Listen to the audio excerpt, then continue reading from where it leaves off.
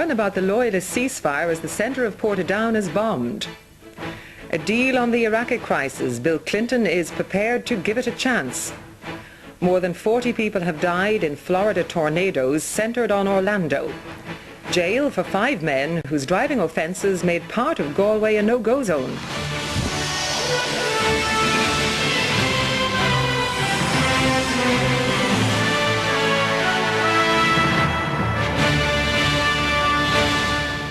Good evening and welcome.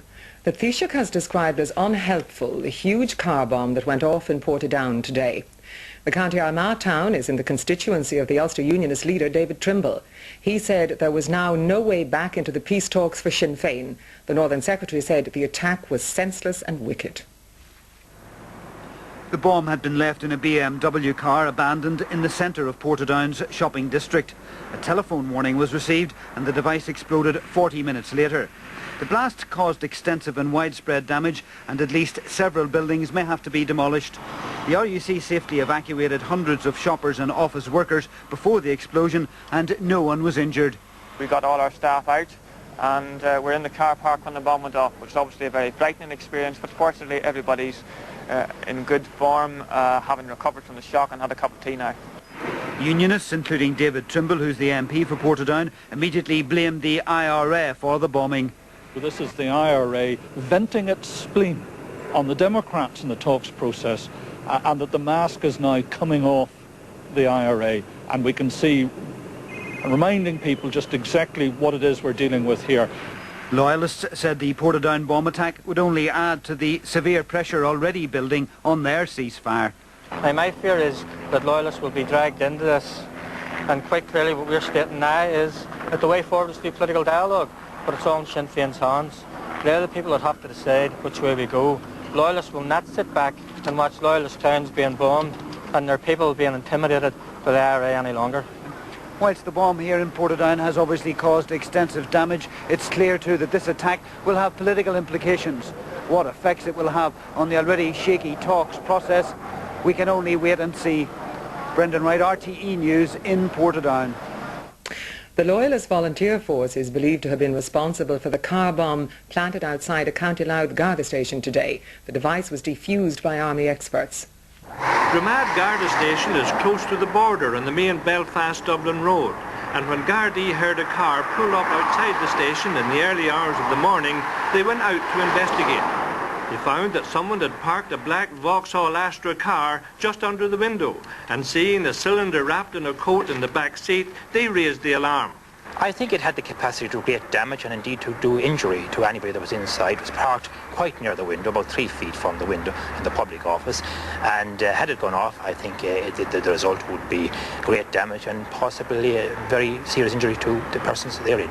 The device consisted of 2 5-gallon containers which were almost full of petrol, a biscuit tin containing 2.5 kilos of commercial explosive believed to be power gel, and about 40 rounds of pistol ammunition, a homemade timing unit and detonator.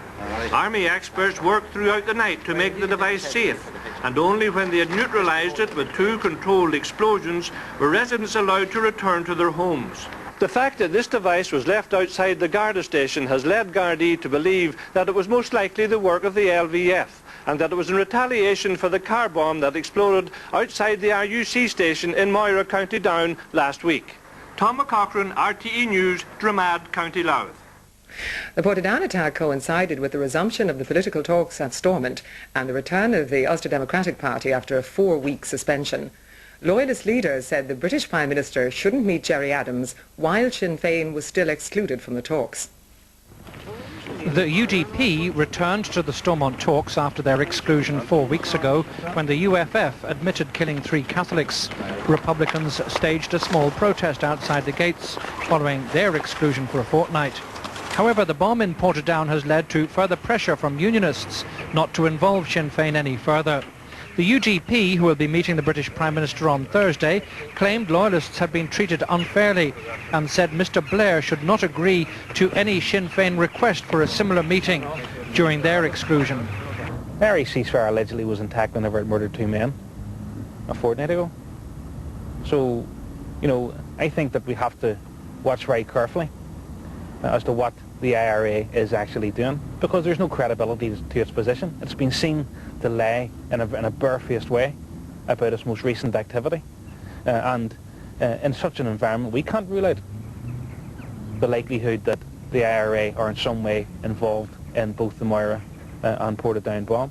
The SDLP's Breed Rogers said the Portadown attack was a very serious development which would cause a lot of anger across the north.